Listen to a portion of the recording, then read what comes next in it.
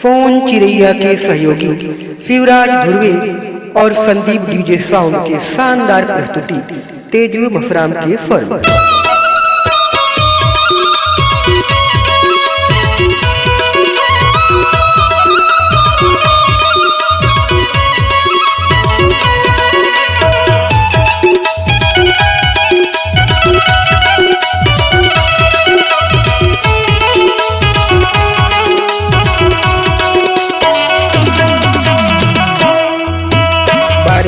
फूले फूल मगेरा वो फूल मगेरा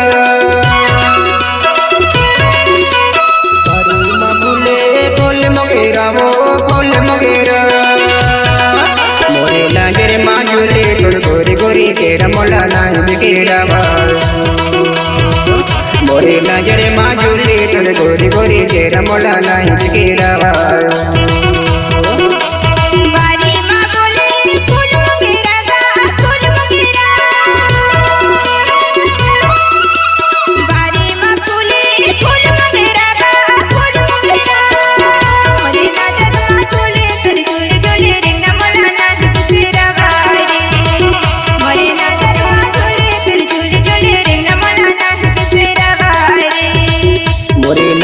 गोरी गोरी तेरा मोला नाई बिकेरा मोरे नजर माजुले गोरी गोरी तेरा मोला नाई बिकेरा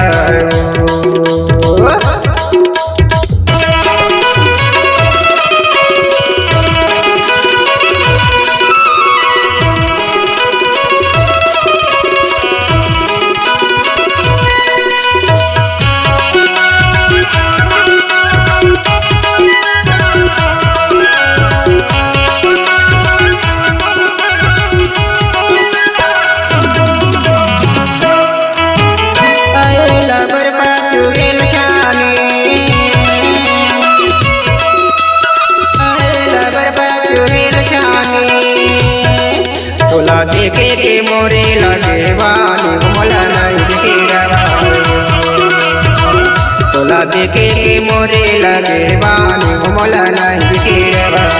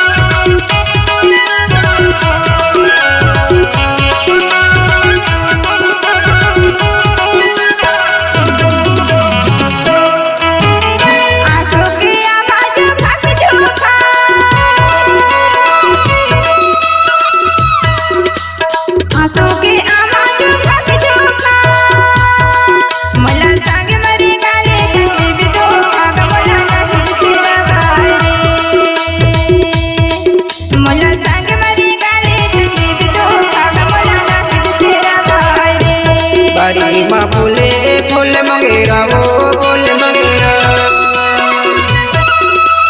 बारी माँ फूले फूल मगेरा वो फूल मगेरा मोरे नजर माजुले गोरी गोरी तेरा मोला नाई बिकेरा नजर माजुले गोरी गोरी तेरा मोला नाई बिकेरा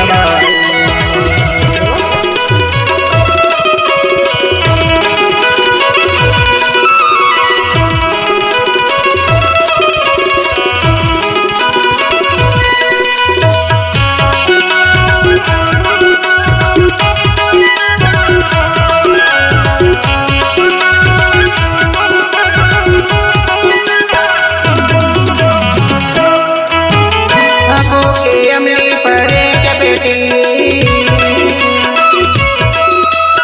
आंखों के अमली परे चपेटी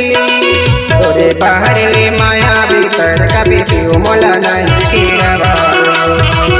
तोरे बाहर ले माया भीतर कपेटी मोला नाई बिकेरा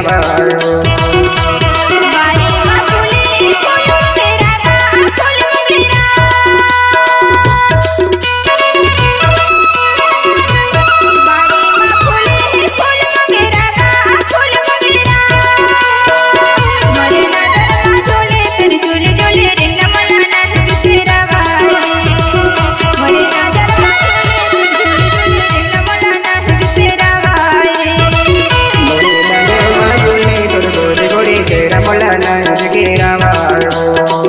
मोरे नजर माँ झूले तो गोरी गोरी तेरा मोला नहीं गिरा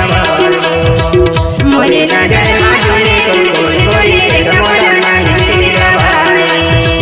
मोरे नजर माँ झूले तो गोरी गोरी तेरा मोला नहीं गिरा। चलिए आइए अपने आवाज को नई पहचान देने के लिए कम समय कम राशि नजदीकी पहुंच मल्टीट्रैक्स ऑडियो रिकॉर्डिंग सेंटर भूपत स्टूडियो